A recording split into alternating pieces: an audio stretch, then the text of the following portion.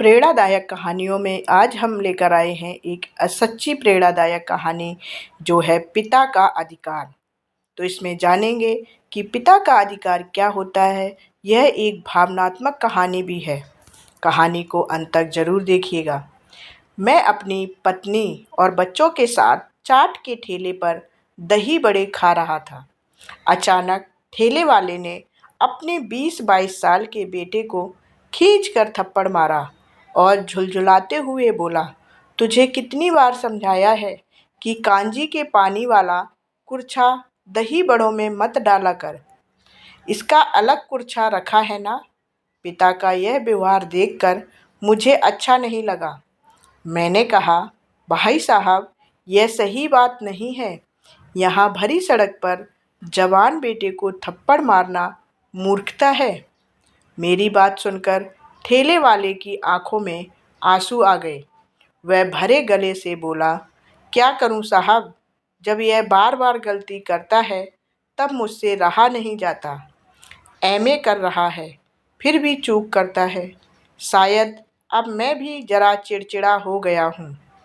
पिता के आंसू देख लड़का मेरी ओर मुड़ा और गुस्से में बोला, गलत मेरे पापा नहीं है साहब, गलत आप हैं जो एक बेटे के सामने बाप को गलत सिद्ध करने की कोशिश कर रहे हैं।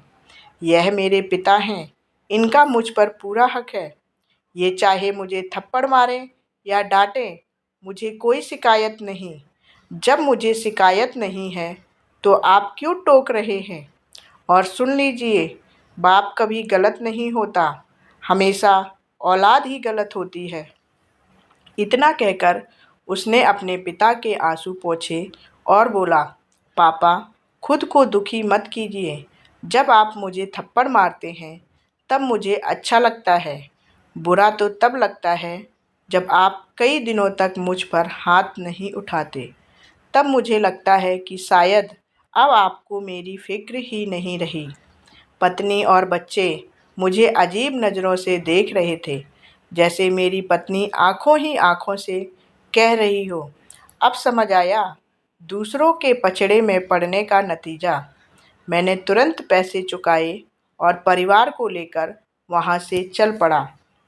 थोड़ी ही दूर जाकर बच्चे फिर पानी पूरी खाने लग गए, लेकिन मेरा मन नहीं किया और उलझा हुआ था। मेरा मन कहीं और उलझा हुआ था।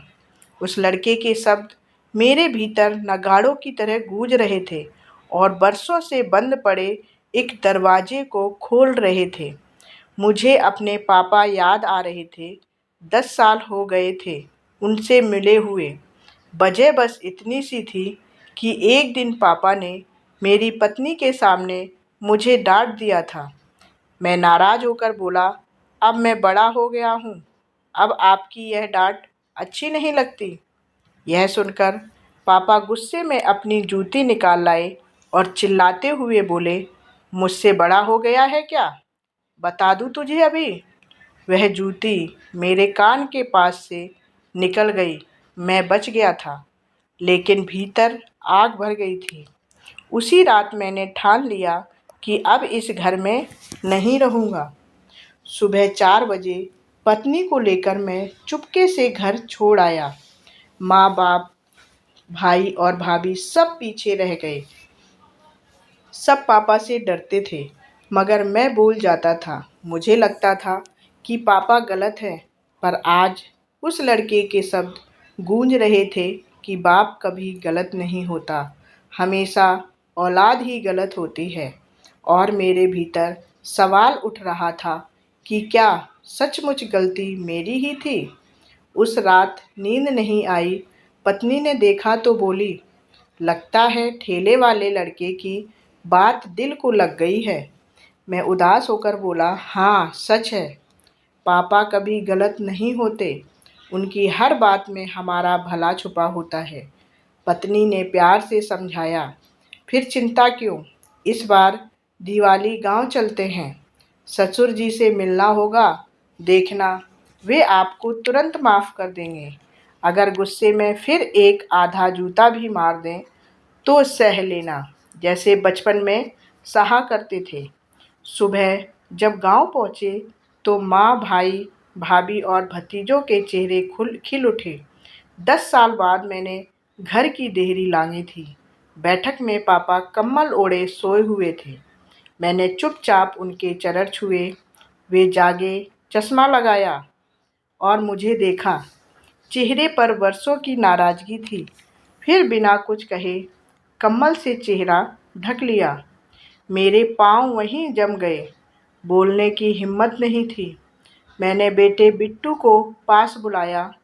वह दादाजी से बहुत स्नेह करता था।